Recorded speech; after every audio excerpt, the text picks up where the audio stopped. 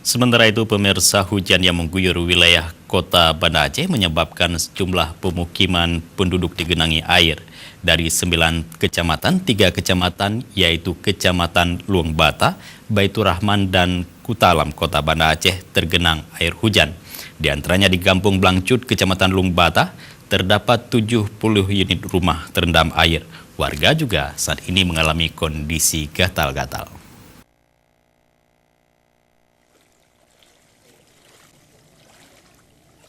70 kepala keluarga termasuk warga yang domisili di Dusun Lampu Bungong, Kampung Blangcut, Kecamatan Luang Bata, Kota Banda Aceh terendam air hujan.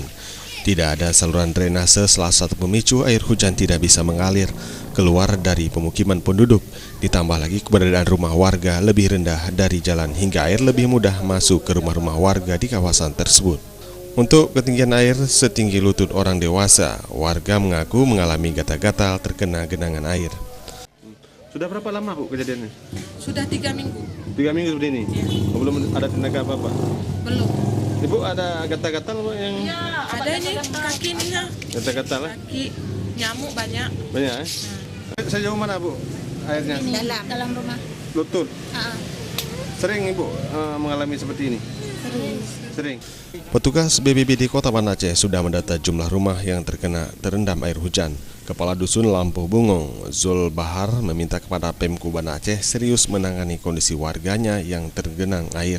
Apalagi di daerah tersebut tidak ada saluran drainase. Setiap musim penghujan rumah warga kerap terendam dan sudah berlangsung bertahun-tahun. Belum ada upaya serius dari pemerintah agar warga terbebas dari genangan air. Ya, sekarang ini kan karena hujan tadi malam, tiba-tiba airnya kan ini apa banjir. Lagipun airnya nggak turun kemana. Karena di desa kami ini pun khususnya di desa Blangcut, Dusun Lampu Bungong, kalau udah hujan banjir tiap hari.